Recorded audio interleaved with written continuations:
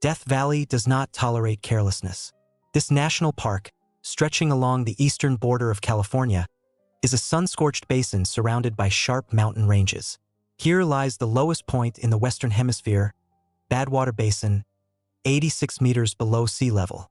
And here, the highest temperature on Earth was recorded, 57 degrees Celsius. The landscape of Death Valley is a mosaic of lifeless salt flats, scatters of sharp rocks, and rare oases where deeply buried groundwater breaks through to the surface, creating tiny islands of life in a sea of merciless heat. Despite all the dangers, about 1 million tourists come here each year to see the beauty of the golden sand dunes and the colorful canyon rocks. Every year, dozens of tourists get into trouble in this harsh region. The park rangers tirelessly warn of the need for thorough preparation. A full tank of fuel, a water supply of at least 4 liters per person per day, paper maps, and high-clearance vehicles for remote areas. Safety in Death Valley is not just a recommendation, it's a matter of survival. In the vast expanses of the park, cell service is practically non-existent. Outside of tourist centers like Furnace Creek, a person is completely cut off from the outside world. Every year, park staff register numerous incidents requiring search and rescue operations. And the case that occurred in July 2010 once again reminds us why this place got its ominous name. Donna Cooper never refused the opportunity to go on a trip. At 62, this resident of the small town of Pahrump, Nevada, retained the youthful enthusiasm of a pioneer and an unquenchable thirst for new experiences. Despite all the trials that befell her, a serious car accident in her youth, raising 8 children, and a severe illness in early 2010, Donna overcame every crisis with remarkable calm and determination. "I believe that travel makes us richer," she often said, planning her next trip. In recent years, Donna had crossed much of the American West, showing its beauties to her companions. Beside Donna on that July morning in 2010 were 2 young girls. Her 17-year-old daughter Gina, energetic, with a lively mind and an inherited love for adventures from her mother. Between them existed a special bond based on mutual trust. The third participant was Jenny Loon, a 19-year-old student from Hong Kong. Having arrived in America in May, she settled in the Cooper's house through a cultural exchange program and quickly became almost a family member. Their transportation was a modest Hyundai Accent, a compact silver sedan. The car was ideal for city streets and paved highways, but was not designed for the harsh conditions of off-road terrain. However, Donna, like most Nevada residents, was accustomed to driving long distances, and the car rarely let her down. That morning, their preparations were brief. Donna put several blankets and a basic set of tools in the trunk, a habit developed over years of traveling the western states. In the cabin were several bottles of water, a bag of chips, a couple of apples, and cookies. Enough for a one-day trip, but catastrophically little for what awaited them ahead. The fuel tank was only a quarter full, which under normal conditions would suffice for about 160 to 190 kilometers. Leaving Pahrump, Donna told her friend Charlene that they were going to visit Scotty's castle in Death Valley. She had passed by it many times but never stopped to visit. Now, with 2 curious companions, the moment seemed perfectly suitable. None of them could have imagined that a simple tourist trip would turn into an incredible struggle for survival in one of the most merciless places on the planet. They were in for a trial that would test not only their physical strength but also their character, resourcefulness, and will to live. Thursday began with clear skies and anticipation of new discoveries. The sun was just rising over the horizon when the silver Hyundai Accent left Pahrump, a small town located just an hour's drive from Death Valley. Donna Cooper, with her hands on the wheel, enjoyed the morning coolness, understanding that by day the temperature would soar to the extreme values typical for July. Gina and Jenny quietly conversed in the back seat, discussing the upcoming visit to Scotty's castle, a mysterious attraction lost among the desert landscapes. Donna occasionally glanced at them in the rearview mirror, pleased with their enthusiasm. Scotty's castle, officially known as Death Valley Ranch, was a 2-story villa in Spanish colonial style, built in the 1930s. Its history was filled with myths and intrigues. Chicago millionaire Albert Johnson erected this mansion for his ailing wife, hoping the dry climate of Death Valley would help her health. However, fame came from the adventurer Walter Scott, nicknamed Scotty, who claimed he built the castle with proceeds from a fictional gold vein. By 1 o'clock, They arrived at the castle gates. The contrast between the harsh desert and the Spanish mansion with a pool, fountains, and lush gardens seemed almost surreal. Donna bought 3 tickets, the last transaction that would later help relatives start their search. For 2 hours, the women wandered the cool corridors, admiring the antique furniture and unusual interior. In the castle, despite the outside temperature, a pleasant coolness was maintained thanks to the thick walls. The guide told stories about Scotty and his fantastic tales that attracted curious visitors to this remote place. Leaving the castle around 3 p.m., they were met by a wave of heat. The temperature exceeded 51 degrees Celsius. The air shimmered over the hot asphalt. It was then that Donna noticed a sign for Racetrack Playa, a flat-dried lake known for the mysterious phenomenon of moving rocks. For many years, rocks left long trails, as if someone was pushing them along the bottom of the dried lake. This phenomenon, without a scientific explanation until 2014, intrigued both scientists and tourists. "I've always wanted to see this," said Donna, examining the park map. Gina and Jenny enthusiastically supported the idea. Why not see another unique attraction? Donna pulled out the navigator and entered Racetrack Playa. The device, programmed to find the shortest route, calculated the path and indicated the direction. According to the park's official recommendations, Racetrack Playa was 43 kilometers from the nearest paved road, and one could only get there in a high-clearance vehicle. The women drove out of Scotty's castle parking lot, unaware of what their spontaneous decision would lead to. The Hyundai Accent, reliable on city streets, was absolutely unprepared for the harsh trials awaiting it on the abandoned trails of Death Valley. They headed west on Highway 267. Soon the asphalt gave way to gravel and they reached Teakettle Junction, a notable crossroads named for an unusual tradition. On the post with the sign hung dozens of tea kettles left by travelers. Some were covered with signatures and dates, others decorated with drawings and messages. This place marked the boundary between relatively passable roads and true off-road. Gina, who had replaced her mother at the wheel, stopped the car. Donna checked the GPS. The signs gave contradictory information. One directed to Racetrack Playa, another warned of a difficult road not recommended for ordinary vehicles. Gina turned left, following the GPS directions. Their Hyundai began slowly moving along the bumpy road, which was becoming narrower and more uneven. The car's low clearance forced them to move at a snail's pace. 10 miles later, Racetrack Playa still hadn't appeared. Instead, the road began climbing into the mountains. What was once a dirt road turned into an abandoned trail. "Let's ask how to get back to Scotty's castle," suggested Gina, mentioning the GPS navigator. She pressed a few buttons, canceling the current route and requesting a new one. But right here, in the deep canyons of Death Valley, technology failed them. The satellite signal was weak and intermittent, forcing the GPS to constantly recalculate the route. The sun slowly dipped toward the horizon, casting long shadows on the rocky ground. The temperature remained above 45 degrees Celsius, but even more alarming was the fuel gauge needle. It inexorably approached the red zone after more than 160 kilometers of off-road driving, where fuel consumption significantly exceeded the usual. Mobile phones showed not a single bar of signal.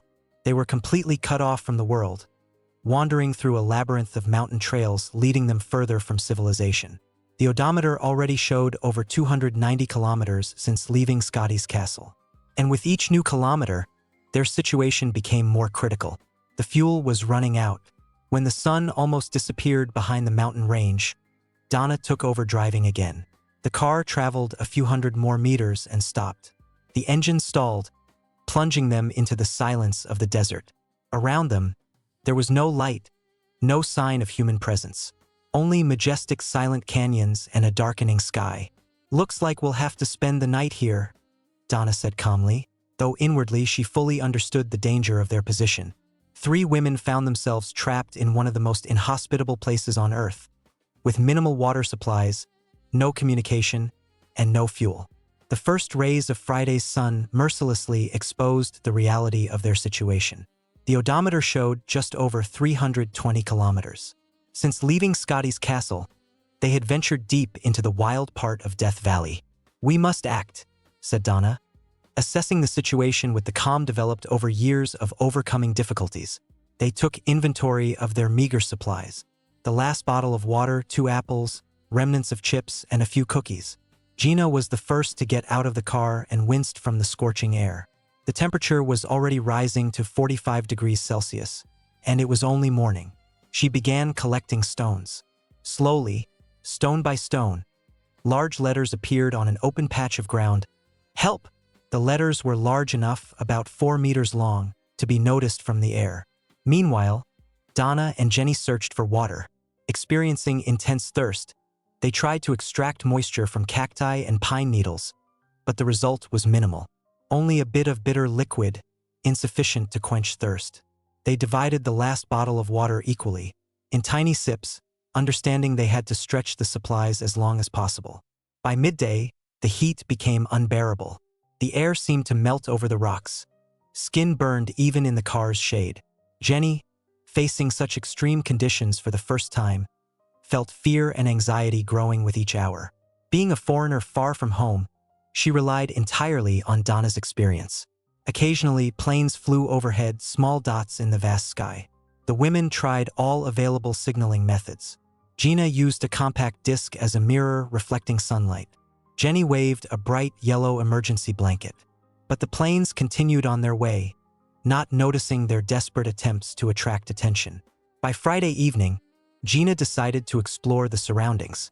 She walked about 3 kilometers up a rocky trail, hoping to find help or at least a better view of the terrain to determine their position. Climbing a small elevation, she saw only endless desert. No signs of civilization, only rocks and sparse vegetation to the horizon. Meanwhile, in distant Florida, Donna's daughter Sky Cooper was recovering from gallbladder surgery. She tried calling her mother several times, but all calls went to voicemail. At first, this didn't cause alarm. Donna often went on spontaneous trips. But when a day passed without news, Sky began to worry. She checked her mother's credit card statements and discovered the last transaction. 3 tickets to Scotty's Castle, dated Thursday at 1 p.m. After that, nothing. In Pahrump, Charlene Dean, looking after Donna's house, also began to worry. Contacting Sky, they decided to act and turned to the authorities. But neither the sheriffs of Nye and Inyo counties nor the Death Valley Rangers could start full-scale searches immediately. Too little information, too vast a territory. On Saturday morning, something that could only be called a miracle happened at Donna's car. When they had already truncated 2,614 characters. Would the water flow tomorrow? Gina, showing resourcefulness, tried to enter the trailers. In one of them, through a narrow window, Jenny managed to squeeze in, finding inside several cans of canned beans and chili, a half-empty box of spaghetti, and oatmeal. Not much, but enough to sustain strength. For a few more days, it was unbearably hot inside the trailers. The sun heated the metal walls like an oven. They dragged the mattresses onto the veranda, where there was at least shade. Donna opened the cans of food, and they ate for the first time in long hours, silently and focused, as if performing a sacred ritual. By this point, the mechanism of their rescue had already been set in motion. Charlene and Sky contacted authorities in several counties. The California Highway Patrol deployed a helicopter to search remote park areas where Donna's credit card was last used. Rangers provided maps of abandoned roads and coordinated ground searches. Ironically, the cell phones, useless in the mountains due to lack of signal, provided information about the women's approximate location thanks to data from the last tower when they still had some connection. In the abandoned camp that became their refuge, the women did not stop trying to signal. They reinforced the help inscription on the car and continued waving the yellow blanket at the sound of planes. The sun was preparing for sunset when Gina took an improvised bath in the trailer, using water from the hose to wash off the fatigue and dirt of the past days. Donna helped her wash her hair, as when Gina was little. This simple moment of maternal care amid extreme distress seemed almost surreal. By the start of Saturday, the 3rd day of their ordeal, the heat proved even more merciless. The temperature rose above 50 degrees Celsius earlier than usual, as if the desert itself wanted to test the limits of human endurance. The abandoned camp became their temporary shelter, but the conditions here were far from comfortable. The mattresses dragged onto the veranda provided minimal protection from the scorching sun. But even in the shade, the temperature exceeded 45 degrees Celsius. Every 15 minutes, the women had to douse themselves with water from the hose. Donna continued to maintain outward calm but inwardly calculated all options. If help didn't come in the next day, they would have to take a desperate step, try to walk to the main road. In such heat, that would be tantamount to suicide. But the alternative, death from starvation in the abandoned camp, was no better. Gina became the physical leader of the group. Her youth and energy allowed her to actively continue signaling attempts. She regularly went out into open space with the yellow emergency blanket, waving it at every plane sound. On the car's hood, in large letters from dust, was written, "Help! Call the police." She also tried to light a signal fire, but the dry branches only burned without producing noticeable smoke. Jenny, the most vulnerable of the three, held on solely thanks to Donna's support. The culture shock from encountering extreme situations in a foreign country intensified her fear. At the same time, the search operation was gaining momentum. Charlene and Sky called every possible agency: sheriffs of Nye and Inyo counties, California Highway Patrol, National Park Rangers. The story of the three missing women began to spread in local news in Nevada and California. The helicopter methodically combed remote park areas, following routes that could lead from Scotty's Castle to Racetrack Playa. Pilots Tyler Jones and Scott Steele, experienced in search and rescue operations, knew that with each hour, the chances of finding the women alive diminished. Rangers meanwhile interviewed other tourists, checked entry logs at park entrances, and analyzed data from surveillance cameras at Scotty's Castle. The puzzle was gradually coming together. Three women in a silver Hyundai Accent, likely headed to Racetrack Playa without sufficient preparation. The sun had already begun its slow descent to the horizon, casting long shadows on the exhausted faces of the three women. It was the third day of their trial in the merciless desert. The temperature finally began to drop, bringing slight relief after the hellish daytime heat. Donna, Gina, and Jenny gathered again on the veranda, sharing canned beans, perhaps their last supper before deciding on a foot march to civilization. Jenny sat on the veranda watching the sky, a habit they had developed over these days. Any movement in the air could mean salvation. Suddenly, she heard it, a distant but distinct and growing sound. At first, she thought it was an auditory hallucination, a mirage for the ears caused by overheating and hope. But the sound grew louder and clearer. "Come out! Come out!" shouted Jenny. Jumping to her feet and grabbing the yellow blanket, Donna ran out of the trailer. Gina hurriedly pulled on clothes. Jenny was already frantically waving the blanket in open space where they could be noticed from the air. The sound became deafening, pulsing in their hearts along with hope. And then they saw it, a white and blue helicopter with the California Highway Patrol emblem circling over the abandoned camp. From the loudspeaker came the clear voice of the pilot. "Are you safe?" Three simple words that meant the end of the nightmare. Tears streamed down Gina's cheeks, mixing with dust and sweat. Jenny continued waving the blanket, as if not believing they had been noticed. Donna simply stood, her face expressing deep relief. After days of unspoken tension, two paramedics emerged from the helicopter. They carried bottles of water, real cold water, which the women hadn't seen for 3 days. One of the paramedics took Donna's wrist, checking her pulse. "We were about to declare you dead and fly back to base," he said. These words hit Donna like a fist. They had been so close to remaining unfound, doomed to a slow death from thirst and heat. After the initial examination, the medics offered two options. The helicopter could take them to Lone Pine, the nearest town, but one at a time, meaning a long wait for two. Or they could wait for the ranger, who was already on the way with a canister of gasoline and clear instructions on how to get to the highway. The women chose the second option. Now that they had been found, they preferred to stay together until the end. About an hour passed. Dusk painted the desert in golden tones when the ranger's jeep pulled up to the camp. A tall man in uniform got out of the car with a 20-liter canister of gasoline.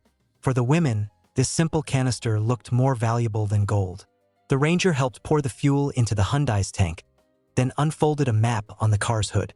"You're here," he pointed to a spot on the map. "You need to follow this road east about 24 kilometers. It will lead you to Highway 190. From there to Furnace Creek is another 32 kilometers. There are medical points and stores." The instructions were clear and simple. The women thanked their rescuers, gathered their few belongings, and got into the car. Donna turned the key, and the engine started again. This time, they knew the way home for sure. The women drove in silence, still not fully realizing that their ordeal was coming to an end. From time to time, Donna checked the map given by the ranger.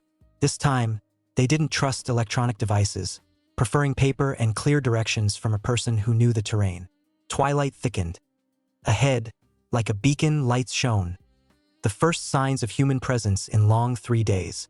Highway 190 met them with smooth asphalt, which seemed a luxury after the ruts and rocky off-road. Donna turned the wheel toward Furnace Creek, the park's tourist center, where help awaited them.